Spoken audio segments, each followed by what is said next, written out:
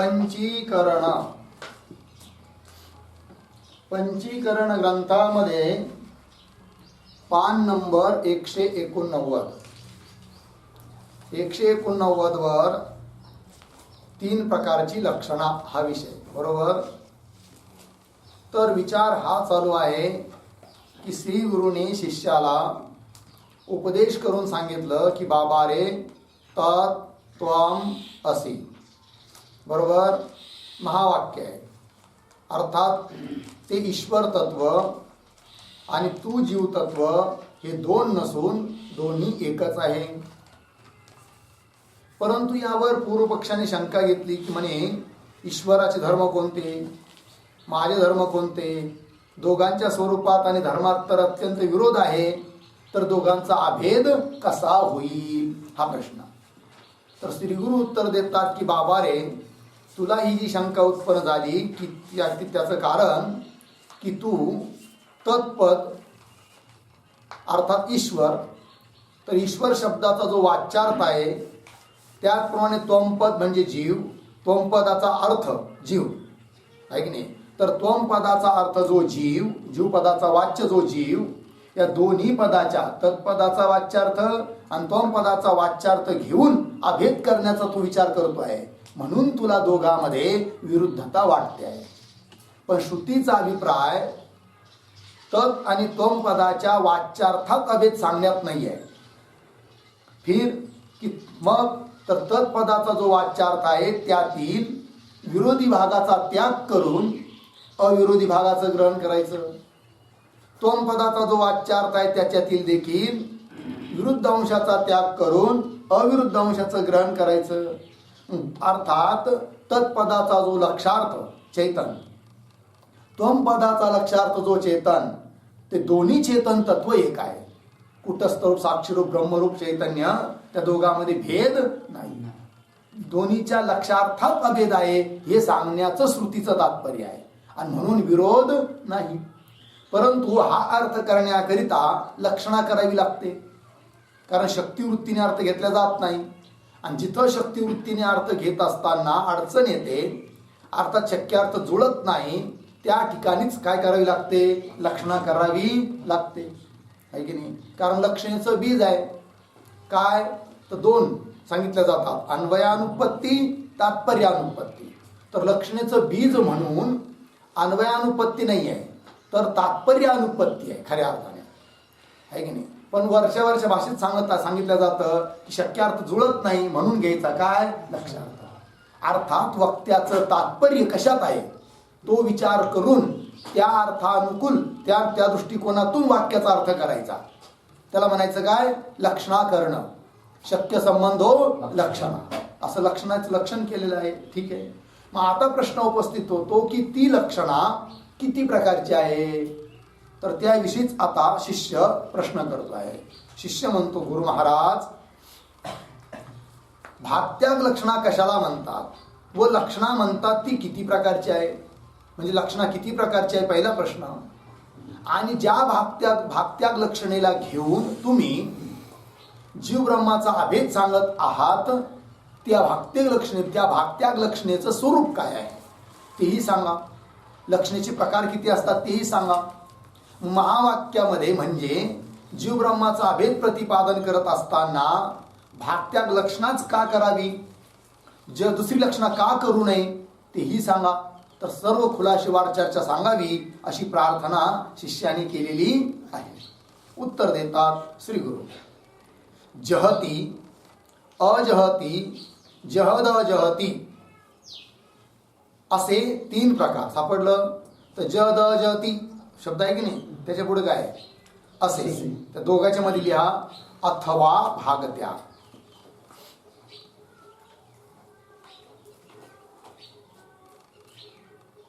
अथवा भागत्याग. ठीक आहे.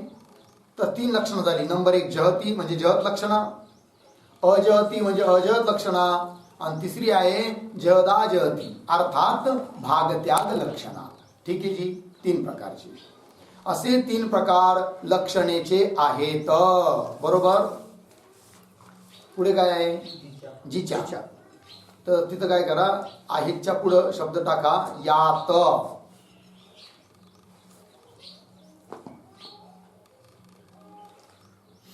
आता पहा, यात जिच्या समग्र आहे की नाही, तर जिच्या आणि समग्र या दोघांच्या मध्ये एक शब्द टाका मध्ये.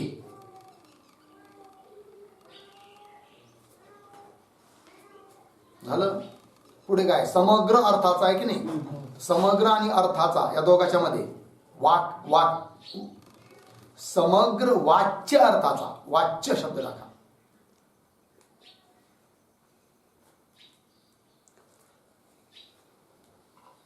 आता पहा, श्री गुरु बोलतात जहती, अजहती, जहदा जहती अथवा भात्या असे 3 प्रकार लक्षणेचे आहेत.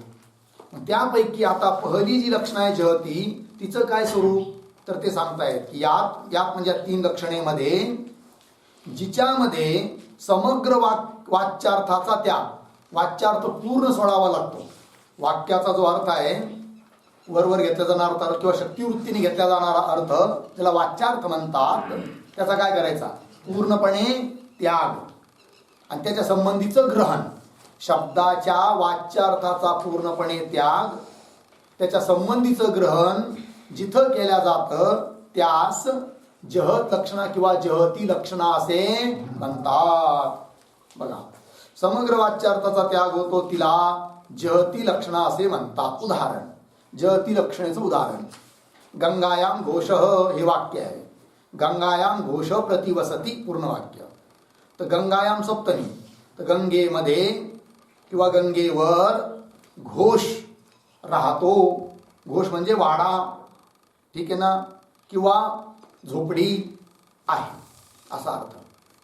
गाईचा गोठा आहे थोडक्यात. कुठं, गंगेवर. आता गंगा शब्दाचा अर्थ होतो प्रवाह. तर प्रवाहावर गाईचा गोठा असणं शक्य आहे का, नाही.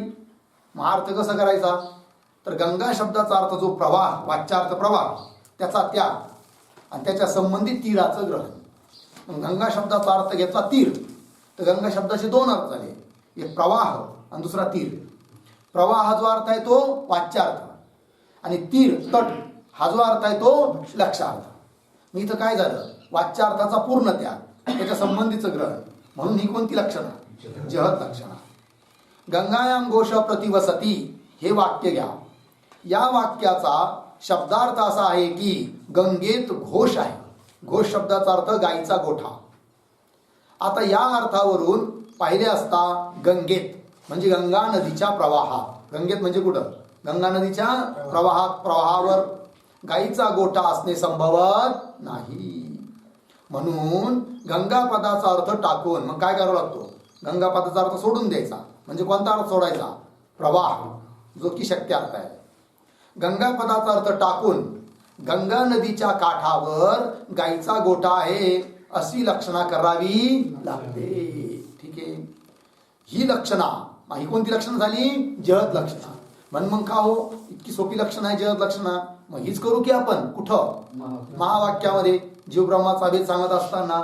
तर उत्तर देत आहेत श्री गुरु की जहत लक्षणा महावाक्यामध्ये करता येत नाही.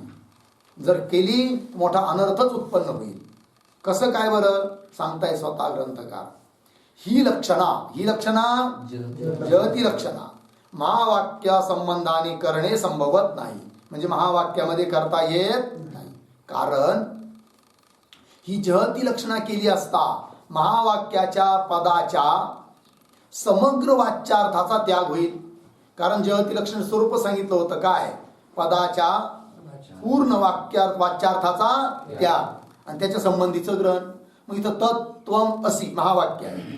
तत्पदाचा अर्थ ईश्वर आहे की नाही, अर्थात माया, अधिष्ठान चैतन्य, मायेत पडलेलं चैतन्याचं प्रतिबिंब, तिघं मिळून काय झाला, ईश्वर. त्वम पदाचा अर्थ जीव म्हणजे अंतःकरण किंवा विष्ट्या विद्या, त्याचं अधिष्ठान चैतन्य कुटस्थ आणि त्या कुटस्थाचं चैतन्यात, कुटस्थाचं अंतःकरणात पडलेलं प्रतिबिंब, तिघं मिळून काय झाला, जीव. तो झाला त्वम पदाचा वाच्यार्थ. मग आता काय होईल, जहत लक्षणा केली तर तत्पदाचा वाच्यार्थ जो तिघं मिळून ईश्वर आहे त्याचा पूर्ण त्याग, त्वम पदाचा वाच्यार्थ जो तिघं मिळून जीव आहे त्याचाही पूर्ण त्याग, आणि दुसऱ्या कशाच तरी ग्रहण करावं लागेल, आहे की नाही. म्हणजे वाच्यार्थामध्ये जे त्यागण्याला योग्य नाही असा जो चैतन्य भाग त्याचाही काय घडेल, त्याग घडेल. आणि त्याचाही त्याग केला तर उरलं काय, मग शून्य, अनर्थाची प्राप्ती होईल, अनिष्ट होईल. म्हणून ही जहत लक्षणा महावाक्यात करणं योग्य नाही. पंक्ती पहा, ही जहती लक्षणा केली असता महावाक्याच्या पदाच्या समग्र वाच्यार्थाचा त्याग होईल.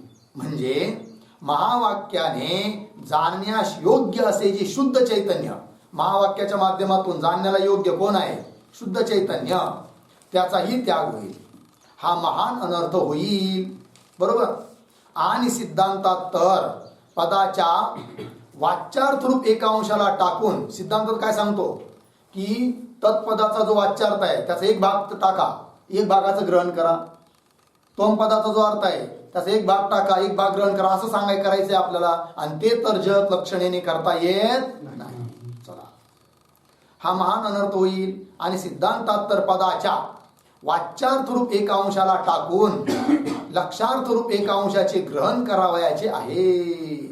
आणि ते तसं ग्रहण जहती लक्षणेने अर्थातच जुळत नाही, म्हणजे करता येत नाही. यासाठी येथे जहती लक्षणा ग्रहण करू नये. यासाठी येथे महावाक्यामध्ये जहती लक्षणा ग्रहण करू नये, म्हणजे जहती लक्षणेचा स्वीकार करू नये. जहती लक्षणा इथं कामाची नाही. ठीक आहे.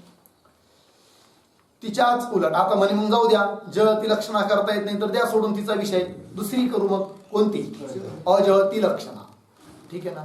कारण अजहती लक्षणेचं काय स्वरूप आहे की जिच्यामध्ये वाच्यार्थाचा त्याग करायचा नसतो, वाच्यार्थासहित इतर अर्थाचं ग्रहण, त्याला म्हणतात काय, अजहती लक्षणा. जहत लक्षणाचे विरुद्ध आहे.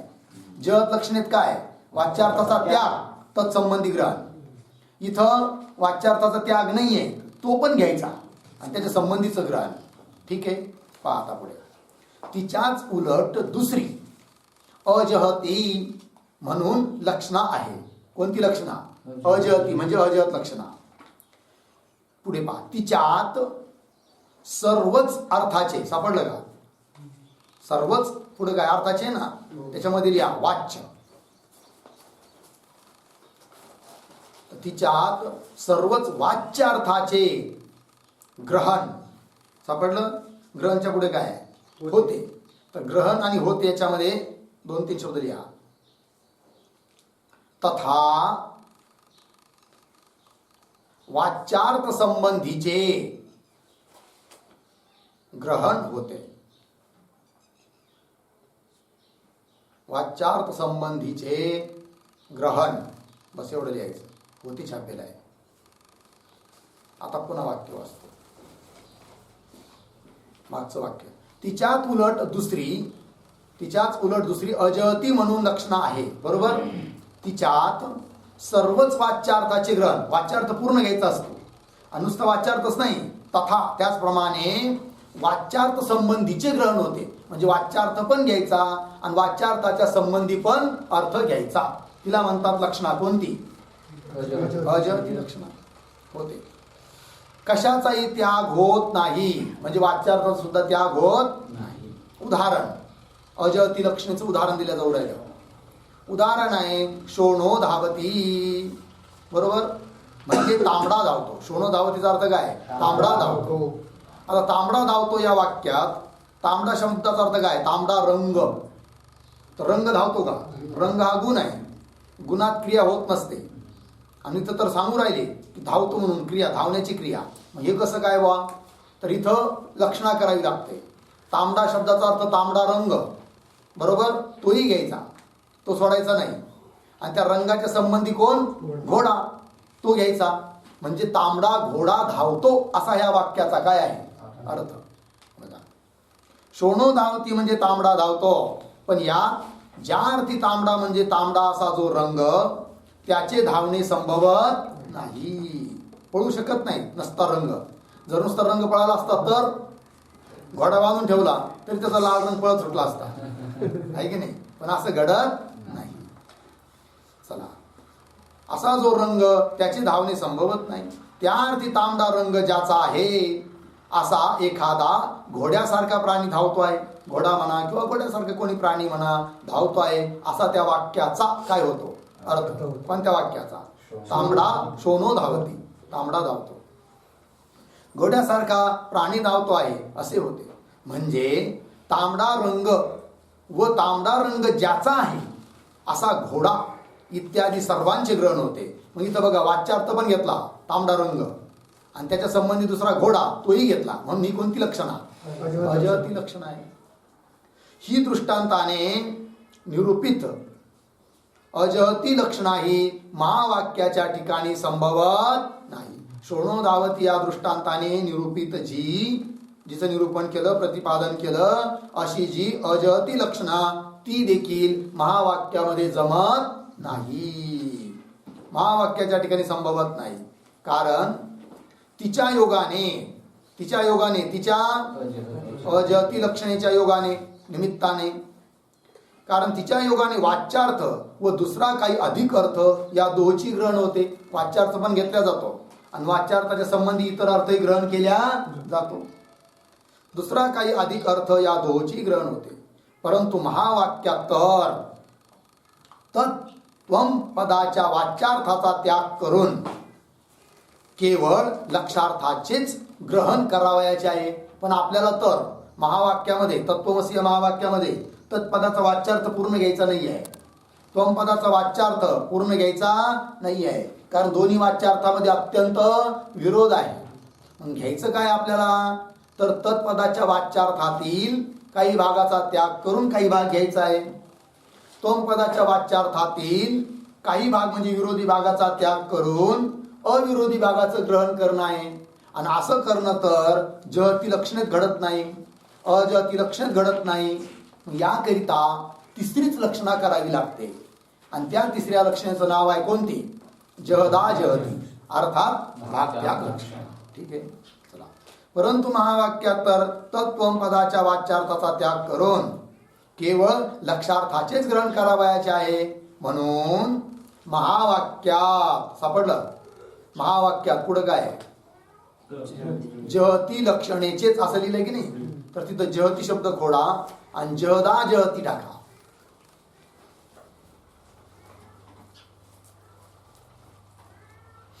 जहदा जहती. ठीक आहे, आता पहा. म्हणून महावाक्यात जहद अजहती किंवा जहदा जहती, जहद अजहती, खरा शब्द जहदा जहती, जहद अजहती. ठीक आहे, संस्कृतच्या दृष्टीने ठीक आहे, जहद अजहती, मराठीच्या दृष्टिकोनातून जहदा जहती. ठीक आहे, चला, काही हरकत नाही. म्हणून महावाक्यात जहदाजहती लक्षणेचेच म्हणजे भागत्याग लक्षणेचेच ग्रहण केले पाहिजे. सापडलं का? भागत्याग लक्षणेचे ना, त्याच्या पुढे एक चल आणखी, भागत्याग लक्षणेचेच झालं. आता वाक्य पहा. म्हणून महावाक्यात जहदाजहती लक्षणेचेच म्हणजे भागत्याग लक्षणेचेच ग्रहण केले. ठीक आहे, पुढं मग म्हणे ठीक आहे बा, सांगा मग आता भागत्याग लक्षणेचं काय स्वरूप आहे आणि ती कशी करायची महावाक्यात, हा विचार सांगितला पाहिजे ना. भागत्याग लक्षणेचे स्पष्टीकरण. भागत्याग लक्षणेच्या स्पष्टीकरणार्थ पुढील उदाहरण देतो. बरोबर? झोपेवर लिहा. भागत्याग लक्षणेचं स्पष्टीकरण करण्याकरिता ग्रंथकार म्हणतात की मी अगोदर तुम्हाला काय देतो? उदाहरण देतो. ठीक आहे, उदाहरण पहा. सोयम देवदत्त वाक्य आहे, त्याचा अर्थ काय होतो? तो हा देवदत्त आहे. ठीक, सोयम देवदत्त म्हणजे तो हा देवदत्त आहे. आता या उदाहरणाचा अर्थ स्पष्ट समजावा म्हणून इतिहासाच्या रीतीने त्याची फोड करून सांगतो. ठीक आहे, ती ऐकून ध्यानात ठेव. कोण सांगताय? श्री गुरु. कुणाला? शिष्याला. अशी दयाळू असावे लागतात श्री गुरु, आहे की नाही? की बाबा रे, तुझ्या लक्षात येणार नाही म्हणून तुला मी इतिहास सांगतो, गोष्ट सांगतो आणि अगदी फोड करून म्हणजे अगदी एक एक अक्षर असं मोकळं करून स्पष्ट करून सांगतो, जेणेकरून तुझ्या लक्षात येईल. तत्वमसी महावाक्याचा स्पष्टार्थ. ठीक, चला आता कथा आहे पहा. इतिहास. कोणी शिवदत्त म्हणून एका खेडेगावचा राहणारा मनुष्य काशीस यात्रेसाठी गेला. ठीक, गेला यात्रेला. कोण? शिवदत्त नावाचा मनुष्य. कुठं राहत होता? खेडेगावात राहणारा. आणि कुठं गेला? काशीला यात्रेला गेला. तेथे दैववशात काही प्रसंगाने त्याची काशीच्या राजाबरोबर मैत्री जुळल्यामुळे तो तेथे बरेच दिवस राहून परत आपल्या गावी आला. लागलं वाक्य? तर तो तेथे दैववशात, योगायोग आहे की नाही, काही प्रसंगाने, काही असा प्रसंग घडला की ज्या निमित्ताने राजाची त्याची काय झाली? मित्रता झाली. यात्रेला गेला होता बिचारा, आहे की नाही, आणि अचानक राजा बिमारी पडला. योगायोग तिथं काशीचा राजा, आहे की नाही, त्याला भयंकर ताप आला. कोणाला? राजाला. किंवा त्याला विंचू चावला महाभयंकर, आहे की नाही, ठणाठण बोंबलत होता. कोण? राजा. आणि तेवढ्यात हा तिथं यात्रेकरू मुक्कामी होता त्याच्या त्या धर्मशाळेजवळच. आणि तिकडे बोंबाबोंब झाली. अरे राजाला विंचू चावला, राजाला विंचू चावला, काही उपाय करा, उपाय करा. हा धावतोय, तो धावतोय. तेवढ्यात हा यात्रेकरू म्हणाला, काय? अहो म्हणे, मला येतो ना उपाय, मी करू का? त्या नोक तिथल्या सेवकाला म्हणाला, म्हणे काही हरकत नाही, करा की हो, तुम्हाला जर येत असला तर. आणि मग तो गेला तो शिवदत्त कुठं? राजाजवळ. आणि मंत्र मारले किंवा काही औषध दिली. आणि औषधी दिली आणि लगेच राजाचा विंचू 2 सेकंदात थांबला. राजाला वाटलं, वा, इतकं चांगला माणूस, याला कसं काय सोडायचं?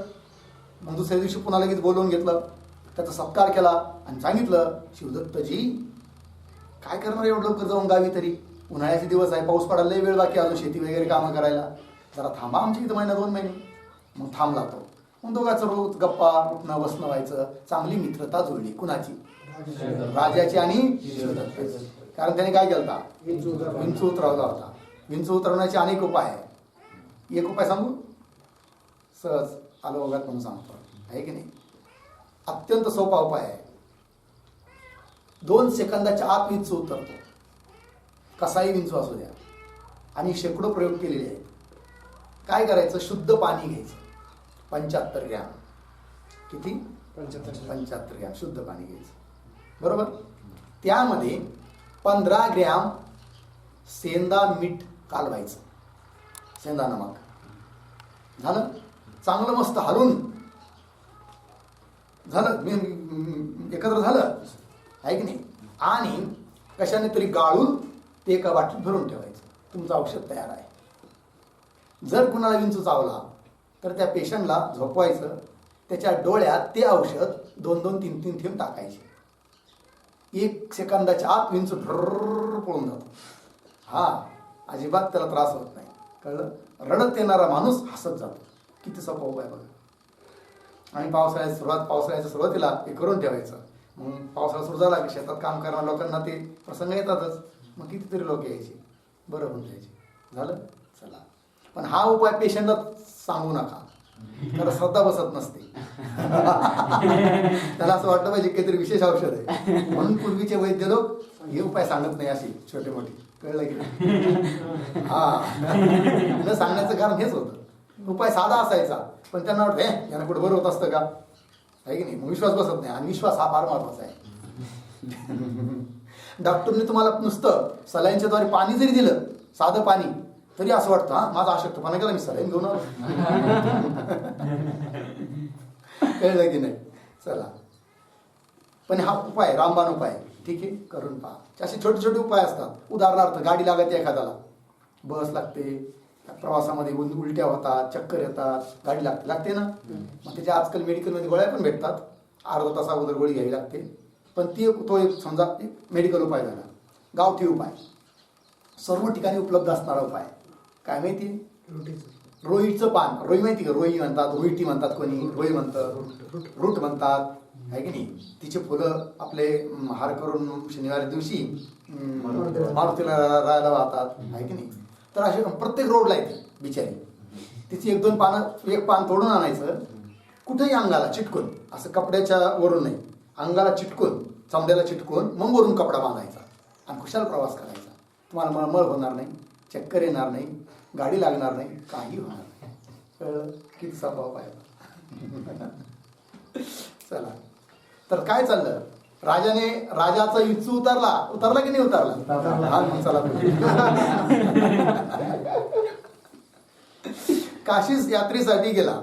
तेथे दैववशात काही प्रसंगाने त्याची काशीच्या राजाबरोबर मैत्री जुळल्यामुळे तो तेथे बरेच दिवस राहून परत आपल्या गावी आला. बरोबर. या गोष्टी बरीच वर्ष झाल्यानंतर 2-5 वर्ष निघून गेले. मग पुढे तोच काशीचा राजा पूर्व संस्काराच्या जोराने कडकडीत वैराग्याने संपन्न होऊन, बर का, सर्व राज्य सोडून वैराग्याचा वेश धारण करून तीर्थाटन करीत वाटेत पूर्वी काशीस जाऊन आलेल्या शिवदत्ताच्या राहावयाच्या गावी कर्मधर्म संयोगाने येऊन एका देवळात उतरला. कोण? राजा. पण राजा रूपाने का नाही, मग यात्रेकरूच्या रूपाने. झालं काय की पूर्व पुण्याचा उदय झाला त्याचा. पूर्वी काही चांगली कर्म केलेली असतील, आहे की नाही, आणि त्याच्यामुळं काय झालं, त्याला वैराग्य झालं. वैराग्य होण्याला सुद्धा बहुत पुण्य लागतं, आहे की नाही. मग जबरदस्तीने जरी वैराग्य धारण करावं लागलं, बापाने पाठवलं म्हणून, तरी ते सुद्धा पुण्यच आहे.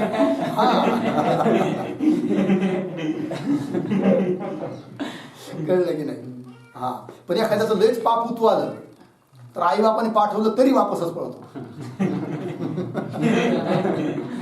कळलं की नाही. आईगण सांगते की बाबा तुम्हाला दान दिलाय, पण हा समजतच नाही मला दान दिलं. दुर्दैव. चला जाऊ द्या.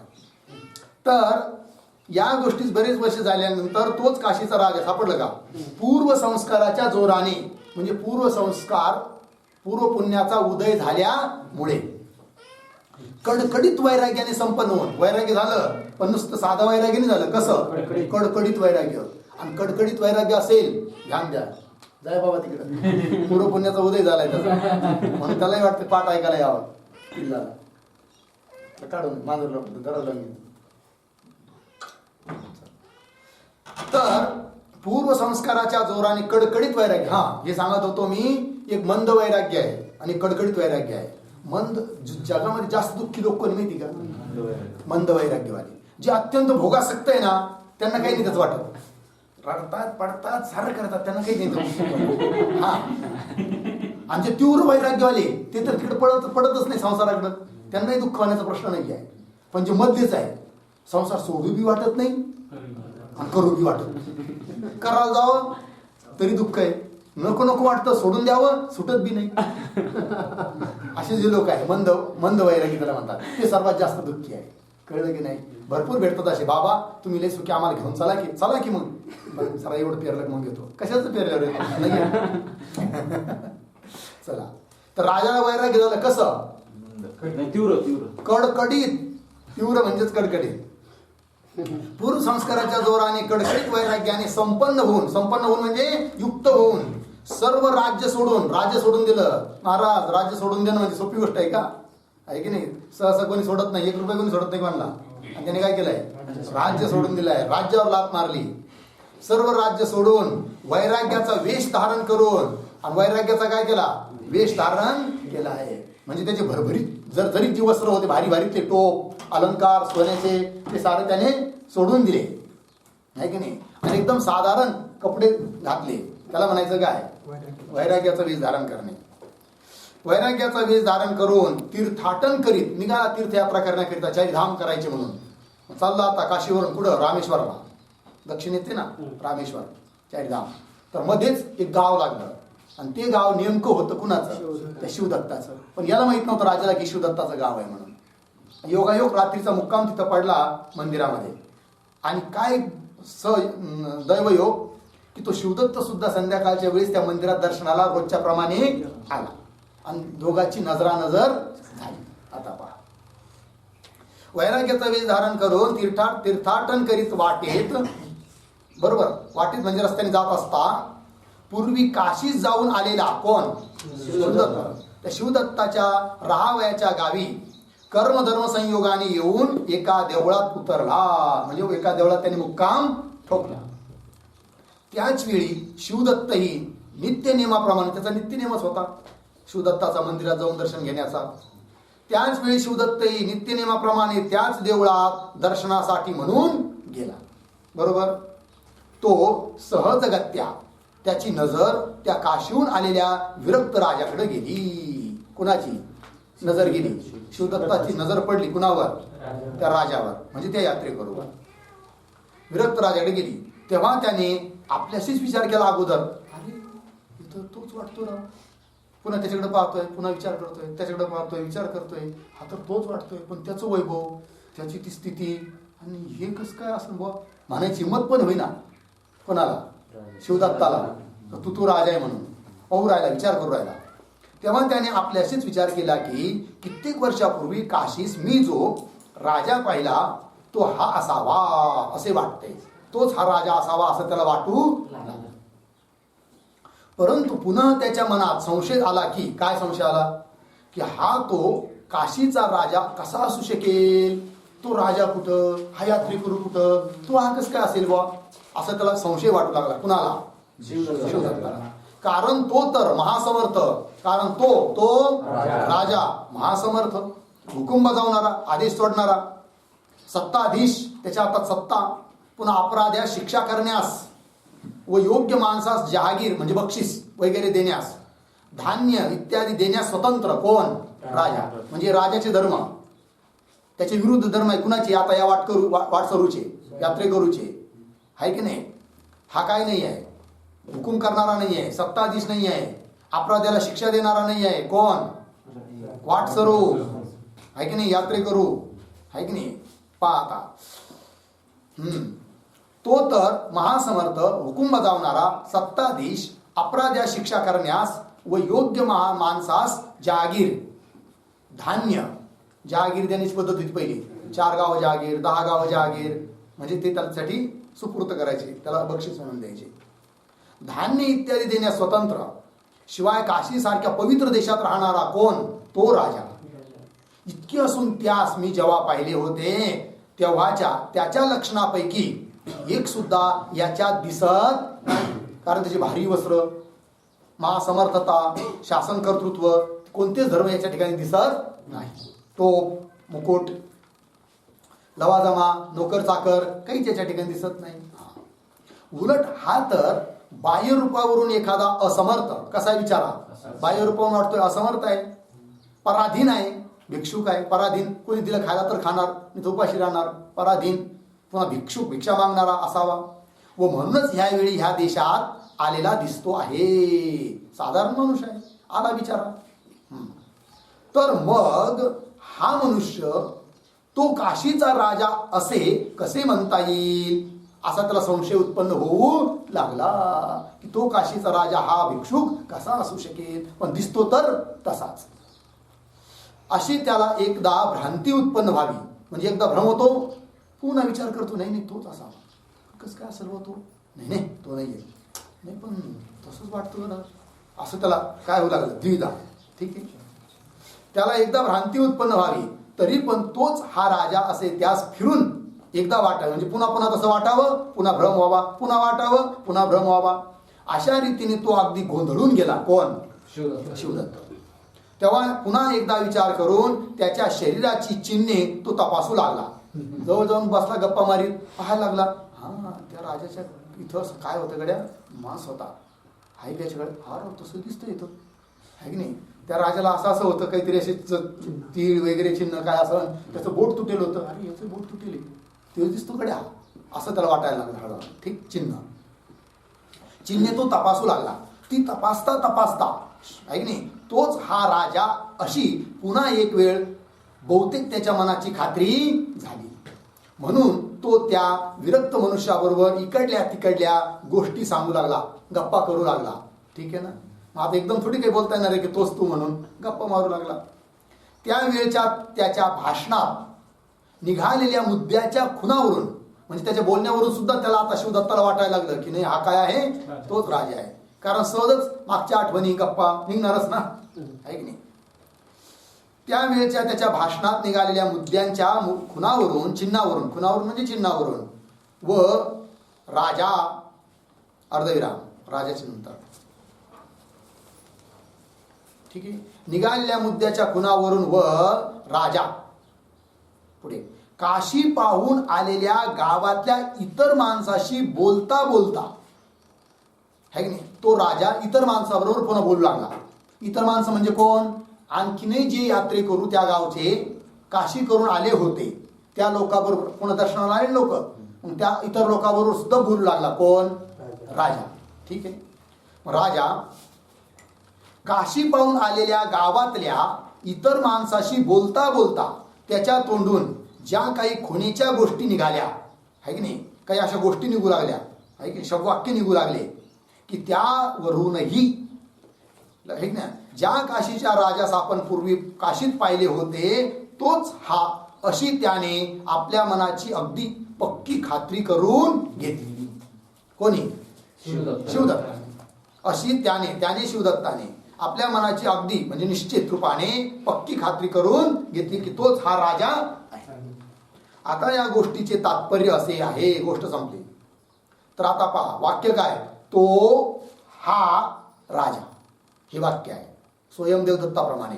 तो म्हणजे काशीत पाहिलेला सर्व धर्माने म्हणजे सर्व हुकुम बजावणारा सत्ताधीश वगैरे वगैरे इत्यादी धर्माने युक्त असणारा तो, काशी देशातला भूतकाळातला तो. हा म्हणजे वर्तमान काळातला, समोर भिक्षुक रूपाने असलेला, पराधीन असलेला हा आहे. तो हा आहे. पण आता तो शब्दाचा अर्थ जर पूर्ण वाच्यार्थ घेतला, काशी देश, भूतकाळ, त्याचा लवाजमा ऐश्वर, हा सर्व तो शब्दाचा अर्थ आहे. हा शब्दाचा अर्थ काय? वर्तमान काल. ठीक आहे ना. पुन्हा पूर्ववर्ती देश, समोरचा देश, जागा, आणि पुन्हा पराधीनता वगैरे धर्म. ते धर्म आणि हे धर्म, तो देश हा देश, तो काल हा काल एक कसा होऊ शकेल? भूतकाल वर्तमान काल एक होऊ शकत नाही, तो देश हा देश एक होऊ शकत नाही, ते धर्म हे धर्म एक होऊ शकत नाही. मग तोच हा राजा, या वाक्याची संगती कशी लावायची? अशा वेळेस काय करावे लागते? भागत्याग लक्षण. म्हणजे काय? तो शब्दाचा अर्थ जो आपण घेतला की नाही, भूतकाळ, काशीचा देश, काशी ती जागा, तो देश, पुन्हा त्याचं ऐश्वर, या सर्वांचा त्याग करून केवळ त्याचं शरीर राजाचं ते ग्रहण करायचं. एका भागाचा त्याग, एका भागाचं ग्रहण. बरोबर. हा शब्दाचा अर्थ काय? समोरचा देश, वर्तमान काल, पराधीनता वगैरे धर्म याचा त्याग, आणि फक्त मनुष्य शरीर जे समोर उभं आहे, बसलेलं आहे, त्याचं ग्रहण. मग ते शरीर आणि हे शरीर एकच आहे, हा त्याचा अर्थ. कोणत्या वाक्याचा अर्थ निघाला? तो हा राजा आहे. यालाच म्हणतात भागत्याग लक्षणा. बरोबर. पंक्ती पहा. तो काशी प्रदेश, ती राजाची समृद्धी, ते सामर्थ्य, तो काल इत्यादी उपाधीने संयुक्त म्हणजे उपाधीयुक्त राजाचे. बरोबर. हा झाला तो शब्दाचा अर्थ. व हा देश, आता हा शब्दाचा अर्थ सांगू राहिले. व हा देश म्हणजे वर्तमान कालचा पुढचा देश. हा देश, ही असमृद्धी, ही असमर्थता, हा काल इत्यादी उपाधीने संयुक्त, इत्यादी उपाधीयुक्त भिक्षुकाचे. भिक्षुक हा झाला काय? हा शब्दाचा अर्थ. बरोबर. भिक्षुकाचे. तो राजा हा किंवा तो हा राजा आहे असे म्हणण्यानेच ऐक्य करण्याचा प्रयत्न सिद्ध होणे शक्य नाही. म्हणजे दोन्ही पदाचा वाच्यार्थ घेतला, पुरा अर्थ घेतला तो शब्दाचा आणि हा शब्दाचा, तर दोघांचा अभेद होणं शक्य नाही. असे म्हणण्यानेच ऐक्य म्हणजे एकता करण्याचा प्रयत्न सिद्ध होणे शक्य नाही. यासाठी मग काय करावं लागेल? यासाठी तो काशी प्रदेश व राज्य समृद्धी आदी सर्व गोष्टी टाकून म्हणजे सोडून, त्याचप्रमाणे हा देश, काल, वर्तमान काल, समोरचा देश, ही असमर्थता इत्यादी सर्व गोष्टी ही टाकून, बरोबर, म्हणजे विरोधी भागाचा त्याग, आणि तो काशीत पाहिलेला राजाच हा मनुष्य आहे. फक्त शरीर घ्यायचं. काशीत पाहिलेला जो राजाच म्हणून जो शरीर होतं तेच शरीर हे आहे असा अर्थ घ्यायचा. तर मग काय होतो? अभेद होतो, ऐक्य होतं. तो काशीत पाहिलेला राजाच हा मनुष्य आहे अशी केवळ त्याच्या एकट्या पिंडावरूनच, पिंड म्हणजे शरीर, त्या शरीरावरूनच एकता केली तर तीत म्हणजे त्या एकतेत कोणत्याही रीतीचा विरोध होऊ शकत नाही. एकता सिद्ध होते. लागलं. याच न्यायाने, याच नियमाने महावाक्यात, आता हे झालं उदाहरण, दृष्टांत. आता महावाक्य तत् त्वम असी हे महावाक्य आहे. आता पहा, याच न्यायाने महावाक्यात तत् त्वम असी, ते तू आहेस. यापैकी तत्पद वाच्य जो ईश्वर, तत्पदाचा वाच्यार्थ कोण आहे? ईश्वर. त्याचे धर्म, सामर्थ्य, बरोबर, सर्वज्ञता कुणाच ठिकाणी आहे? ईश्वराच ठिकाणी आहे. सर्व सामर्थ्य आहे, सर्वज्ञता आहे, परोक्षपण आहे त्याच ठिकाणी. ठीक आहे. जगत कर्तृत्व आहे कुणाच ठिकाणी? ईश्वराच ठिकाणी. इत्यादी वाच्यार्थरूप उपाधीचा त्याग करून, हे जे उपाधिरूप धर्म आहे त्याचा काय करायचा? त्याग. त्याचप्रमाणे त्वंपद वाच्य, त्वंपदाचा वाच्यार्थ कोण? जीव. त्या जीवाचा म्हणजे जीवाचे धर्म जे की उपाधीमुळे आहेत. कोण कोण? उदाहरण, त्वंपद वाच्य जो जीव त्याचा असमर्थपणा, जीव असमर्थ आहे. अल्पज्ञता कुणाची? जीवाची. परिच्छिन्नता, मर्यादितपणा इत्यादी वाच्यार्थ रूप उपाधींचाही त्याग करून, सापडलं? मग दोन्ही वाच्यार्थाच्या काही भागाचा काय केला? त्याग. आणि तत्पदाचा लक्ष, आता तत्पदाचा वाच्यार्थापैकी जो विरोधी भाग होता त्याचा त्याग, आणि लक्षार्थ कोण? चेतन भाग. म्हणजे तत्पदाचा वाच्यार्थ माया, माया अधिष्ठान चैतन्य, आणि चैतन्याचं मायेत पडलेलं माया आणि प्रतिबिंब आणि त्याचे धर्म हे सारे सोडायचे आणि केवळ अधिष्ठानभूत चैतन्य घ्यायचं तत्पदातलं, तत्पदाच्या अर्थातलं. तसंच त्वंपदाचा जो अर्थ जीव म्हणजे कुटस्थ अंतःकरण, अंतःकरणात पडलेलं कुटस्थाचं प्रतिबिंब, त्यापैकी उपाधिरूप जे अंतःकरण आणि चिदाभास आणि त्या अंतःकरणाचे धर्म याचा त्याग आणि कुटस्थाचं ग्रहण. मग ईश्वर स्वरूपातलं चैतन्य आणि जीव स्वरूपातला कुटस्थ हे दोन्ही एकच आहे असा अर्थ करून तत्पदाचा लक्ष कोण आहे? लक्ष अद्वितीय, अखंड एक रूप आहे, पूर्ण आनंद आहे, पूर्णानंद, सर्वात्मा. आणि त्वंपदाचा लक्ष कोण?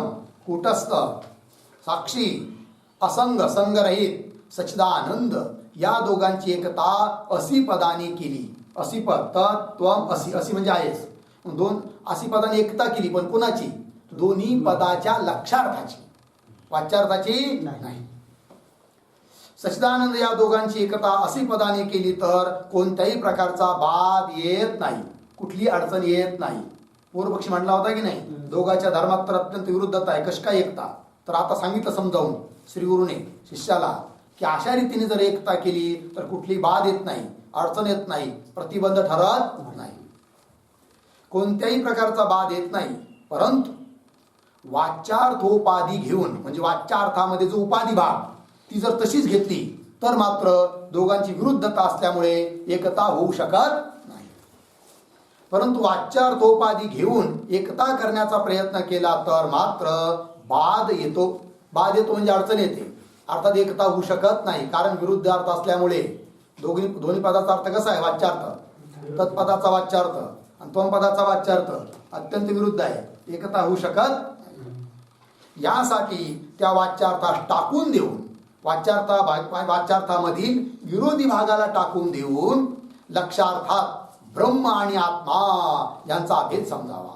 लक्षार्थामध्ये अभेद समजावा. लक्षार्थ कोण? ब्रह्म आणि इकडं आत्मा. लक्षार्थात ब्रह्म आणि आत्मा यांचा अभेद समजावा व महावाक्यही त्या लक्षार्थातल्या एकतेचेच निरूपण करून सांगते. महावाक्य सुद्धा जे अभेद सांगत आहे ते कशातला?